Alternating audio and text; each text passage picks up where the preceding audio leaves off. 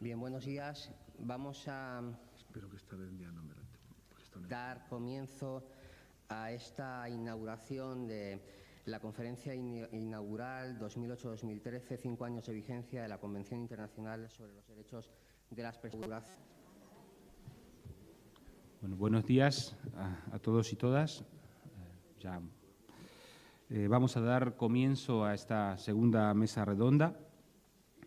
denominada Plena Igualdad ante la Ley, Capacidad Jurídica y Limitación de Derechos. Intentaré hablar despacio para facilitar la traducción tanto al inglés como a la lengua de señas. En primer lugar, excusar la presencia hoy aquí del profesor Michael Bach, que a último momento no ha podido venir a desarrollar esta conferencia que me han propuesto en su lugar. Espero estar a la altura de las circunstancias. El profesor Bach me ha pedido personalmente que excuse su presencia y bueno, intentaré abordar una perspectiva similar a la que conozco tiene el profesor Michael Bach. Nos encontramos, sin duda alguna, ante uno de los mayores desafíos que propone la Convención, esto es, garantizar la igualdad de las personas con discapacidad en el ejercicio de los derechos. Y ello en tanto que la mayoría de nuestros sistemas jurídicos se encuentran basados en un paradigma tutelar y proteccionista, que lejos de proteger a las personas con discapacidad, genera intolerables restricciones de acceso efectivo e igualitario a los derechos más fundamentales como la vida, la integridad o la libertad. La incorporación de artículos claves para esta temática como el 12, el 13, 14, 15 y 19, por nombrar quizás los más trascendentales, ha generado desde la entrada en vigor de la Convención mucho ruido, aunque ciertamente poco cambio real. A 5 años de vigencia de la Convención, podemos afirmar que dicho instrumento ha revolucionado el modo de concebir y pensar las herramientas de protección del ejercicio de los derechos de las personas con discapacidad. Pero al mismo tiempo, las intensas discusiones y debates que hemos podido experimentar todos estos años no parecen haberse hecho eco en las reformas legislativas de los Estados. Por cuestiones de tiempo, no resulta posible analizar todo aquello que ha sucedido en este tiempo en los Estados parte, porque además ese intento de alguna forma se lo trasladaremos a alguno de los miembros del panel. Simplemente me limitaré a plantear algunos aspectos teóricos e interpretativos que considero más relevantes para luego dar lugar al debate más práctico por parte de los miembros del panel. Con lo cual me voy a referir a 3 o 4 cuestiones generales para de alguna forma disparar el debate y la reflexión de los miembros del panel. En primer lugar, me gustaría reflexionar sobre las obligaciones internacionales que el artículo 12 impone a los Estados partes. Sin perjuicio de que mi planteo sea excesivamente simplista, considero importante que se instale a todos los niveles de la sociedad, sea gobierno, sociedad civil u operadores jurídicos, la idea de que el artículo 12 impone al menos 2 obligaciones jurídicas internacionales asumidas por los Estados frente a la comunidad internacional. El primer elemento central del artículo 12 es la garantía de igualdad en el goce y ejercicio de los derechos humanos de las personas con discapacidad más básicos y fundamentales como la vida, la integridad física y psíquica, la igualdad y la libertad. Se trata, a mi juicio, de una garantía de la persona tanto frente al poder del Estado como frente a la acción u omisión de otras personas. Y como garantía considero que debe ser operativa, de aplicación directa por cualquier autoridad judicial, irrenunciable y no sujeta a restricciones o suspensiones. Para entender el alcance de esta garantía, debemos ser conscientes que estamos frente a un cambio de paradigma y con ello frente a un cambio del sistema legal imperante. Quizás solo comparable con el cambio de paradigma que supuso en su momento la implementación del principio de legalidad en el derecho penal y que obliga a los Estados a garantizar ciertos derechos sin excepción y bajo pena de incumplimiento de las normas básicas de derechos humanos. El artículo 12.2 impone a los Estados el deber de garantizar que ninguna persona con discapacidad sea restringida en el goce y ejercicio de su capacidad jurídica por motivo de su discapacidad. ¿Pero qué significa esto? Pues en un sentido muy general, que la opción de proteger a las personas con discapacidad mediante la institución jurídica de la representación sustitutiva en la toma de decisiones tenga este nombre de tutela, de curatela, de guarda o cualquier otra, no puede seguir siendo una opción posible o válida a la luz de la garantía del artículo 12.2. Debemos entender esta garantía como un límite al poder del Estado, que aunque tenga los motivos más nobles o que crea que la representación sustitutiva es la mejor herramienta de protección, ya no puede seguir por esta vía y debe pensar en otras alternativas que protejan, pero al mismo tiempo no sustituyan la voluntad de la persona con discapacidad. Pero ¿cómo llegamos a esta conclusión?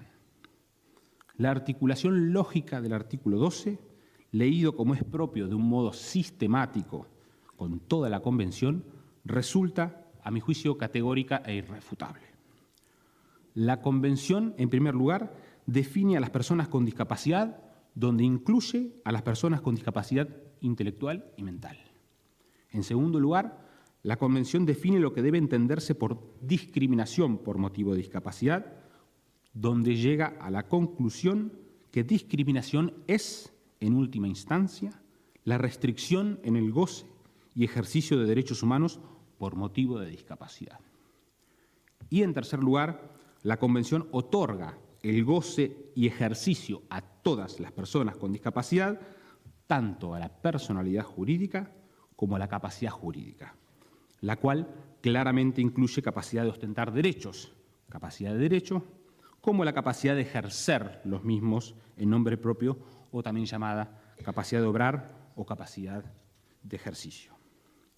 Contrariamente a lo que señala la Convención, la inmensa mayoría de nuestros sistemas jurídicos inspirados en el derecho civil se basan en el denominado modelo de atribución por estatus, según el cual, una vez que se establece que un individuo tiene una discapacidad, equivocadamente llamada incapacidad, demencia o enfermedad mental, el derecho presume su falta de capacidad jurídica. Incluso, tradicionalmente se ha considerado que ciertas discapacidades como la ceguera, la discapacidad intelectual o la discapacidad mental son causas de incapacidad. Los sistemas de atribución directa de incapacidad, del cual nuestros derechos vigentes en Iberoamérica, por lo menos, son un claro ejemplo, no dan cumplimiento a las obligaciones asumidas por los Estados a la luz de la Convención, y más concretamente en virtud del artículo 12.2. La segunda de las obligaciones internacionales impuestas por los Estados en virtud del artículo 12, la encontramos en el inciso tercero. Los Estados, dice la Convención, adoptarán las medidas pertinentes para proporcionar acceso a las personas con discapacidad al apoyo que puedan necesitar en el ejercicio de su capacidad jurídica. Para que el reconocimiento al derecho a la capacidad jurídica no sea meramente formal, sino real, o para que dicho reconocimiento no sitúe a la persona en una situación de mayor vulneración de derechos, es preciso que los Estados aseguren a la persona en situación de mayor vulnerabilidad de derechos la provisión de apoyos necesarios para el ejercicio de dicha capacidad jurídica, que en última instancia no es otra cosa que el apoyo en el ejercicio de los derechos humanos, apoyos para administrar y disponer del patrimonio, apoyos para el ejercicio a los derechos de familia,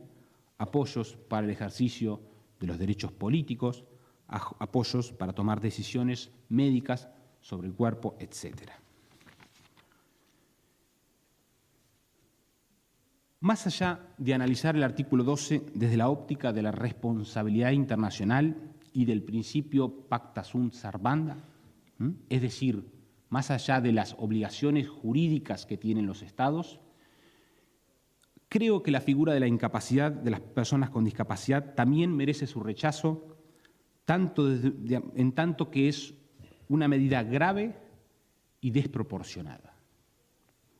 La declaración de incapacidad es grave en cuanto al efecto de la misma en la capacidad de cualquier persona para tomar decisiones y ejercer su derecho de autonomía personal. No existe efecto más grave que para una persona que la denegación de su capacidad de decidir. En primer lugar, porque la capacidad de decidir es la puerta de acceso a todo el catálogo de derechos, sin el cual se convierten en meras proclamas retóricas y vacías de contenido real. En segundo lugar, puesto que la idea de capacidad es uno de los principales referentes del discurso ético y jurídico y es utilizado a la hora de definir a los seres humanos. En efecto, tanto la idea de sujeto o agente moral como la de sujeto de derecho, como la propia dignidad humana, en la que se fundan ambos conceptos, parten de la idea de capacidad. La gravedad que la atribución de incapacidad por motivo de discapacidad deriva, en última instancia, en la consideración de persona como objeto legal y no como sujeto de derecho. Y esto tiene profundas raíces históricas, caracterizadas por la estigmatización de un colectivo de personas que, a raíz de su presunta falta de discernimiento y autonomía personal, han sido marginalizadas y apartadas del goce efectivo de sus derechos humanos más básicos. Los tiempos que corren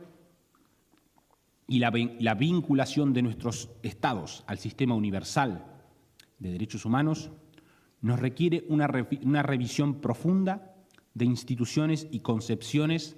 claramente anacrónicas y desfasadas, que se sostienen más bien en la inercia y tradición legal de otros tiempos que en un criterio o concepciones de justicia y respecto a la igualdad propios del discurso de los derechos humanos. El hecho de que la privación de capacidad jurídica solo se pueda realizar por intermedio de un proceso legal no le resta gravedad a esa sentencia. La denegación del ejercicio de derechos es un efecto de suma gravedad y, como destaca el Tribunal Europeo de Derechos Humanos, la restricción de cualquier derecho humano básico debe ser impuesta en mira a un objetivo legítimo y que los medios empleados no sean desproporcionados. Probablemente se pueda sostener que el objetivo de la declaración de incapacidad es la de proteger al presunto incapaz y, consecuentemente, podamos afirmar que el objetivo sea legítimo. No obstante, es largo sabido que la noción clásica de protección puede ser muy riesgosa y servir de base para un paternalismo excesivo que en realidad genera en la práctica una situación de dominación y exclusión de ciertos grupos de personas del goce efectivo de sus derechos.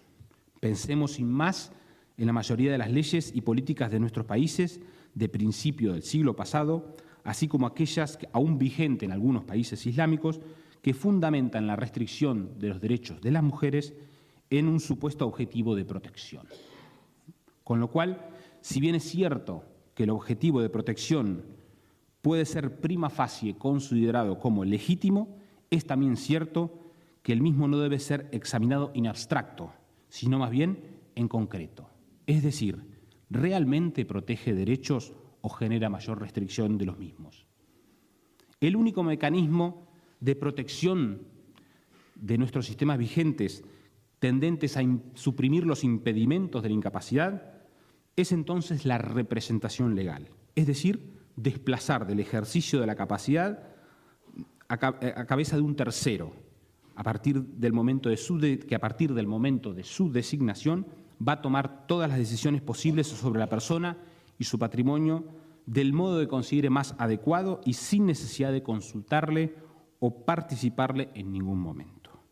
Y vale decir todas las decisiones posibles, puesto que el ejercicio de los derechos civiles y políticos, como el voto, el matrimonio, el ejercicio de la responsabilidad parental,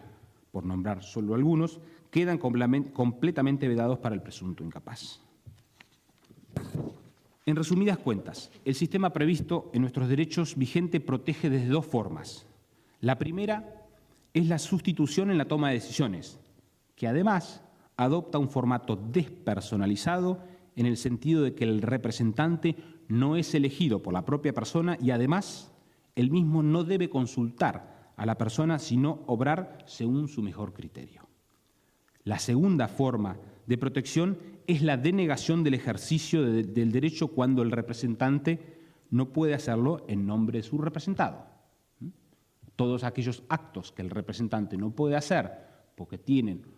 un carácter personalísimo, la persona directamente queda denegada absolutamente del ejercicio de esos derechos.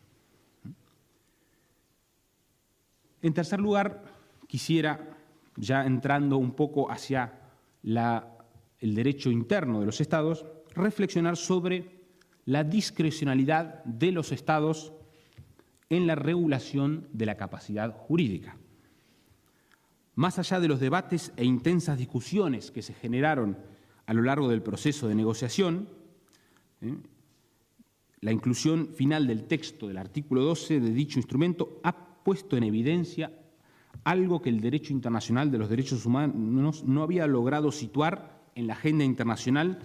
de los Estados o de los organismos de seguimiento y de los tribunales regionales. Esto es, la relevancia jurídica y práctica del reconocimiento de la capacidad jurídica de las personas en el goce efectivo de todos los derechos humanos reconocidos universalmente. Por ello, el acceso real y efectivo al ejercicio de la capacidad jurídica se presenta como un prerequisito esencial o como puerta de acceso a los derechos humanos.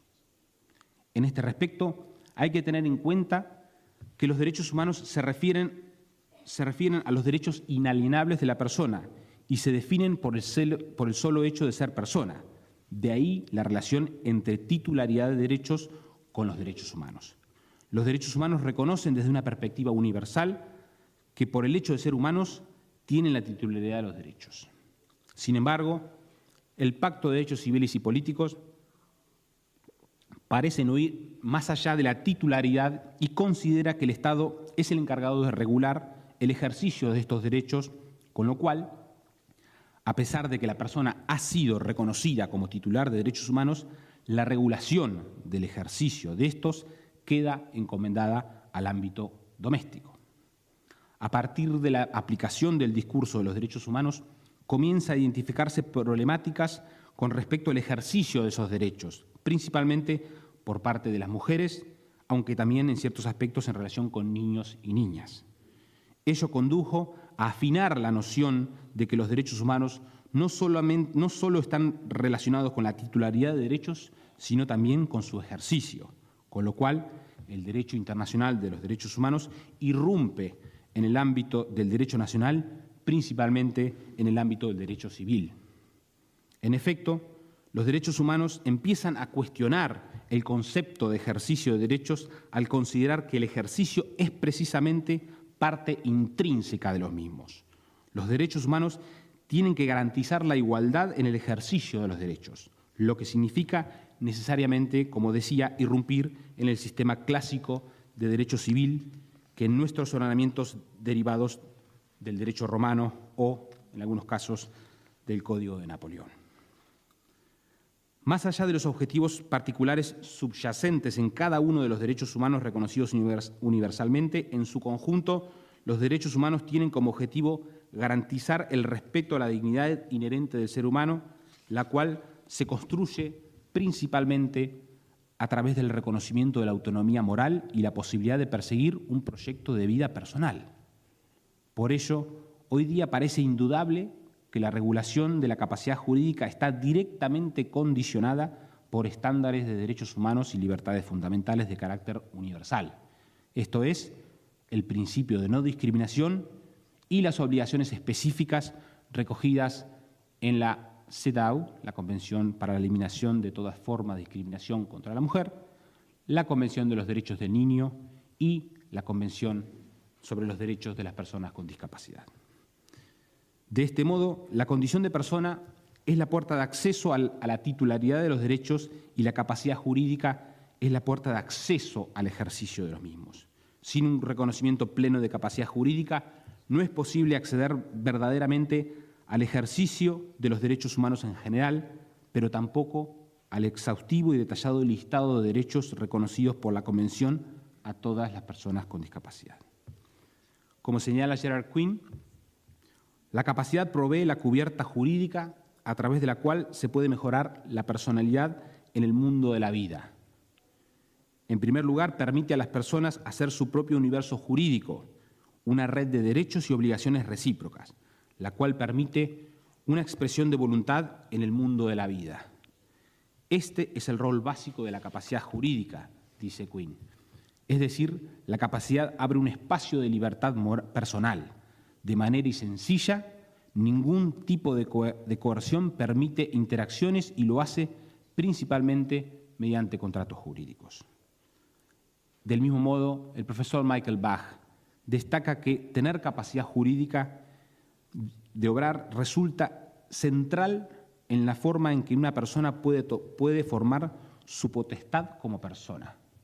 Si uno puede heredar un bien, en virtud del derecho a la personalidad jurídica, pero no puede enajenar dicho bien para adquirir otros bienes necesarios para un proyecto de vida personal, es difícil ver el modo en el cual una personalidad de la persona se ve efectivamente reconocida y protegida. Ahora bien, aunque adelanto mi visión pesimista sobre lo que efectivamente se ha podido lograr a nivel de reformas legislativas en los Estados parte, ello no es óbice para señalar algunos avances respecto a la interpretación del artículo 12. En especial, me gustaría destacar 3 puntos que considero se ha podido avanzar en estos últimos 5 años. En primer lugar, capacidad jurídica supone capacidad de obrar. Todos recordarán el enorme revuelo que se generó en su momento, al momento de adoptar el artículo 12 y la famosa nota al pie, la posición de algunos estados árabes, de China y de Rusia, y que se resumía en la afirmación de que el concepto de capacidad jurídica solo debía interpretarse como que incluía la capacidad de tener derechos, pero no de ejercerlos. Esto luego se trasladó al ámbito académico y al estudio de expertos, e incluso se generaron algunas reservas preocupantes por parte de algunos estados. Creo que hoy día, tras las primeras observaciones del comité y el activismo intenso de muchas ONG de impacto global, entre las que no puedo dejar de destacar International Disability Alliance, el European Disability Forum o Inclusion International, por nombrar quizás algunas, creo que ya podemos afirmar que esta discusión ha sido superada.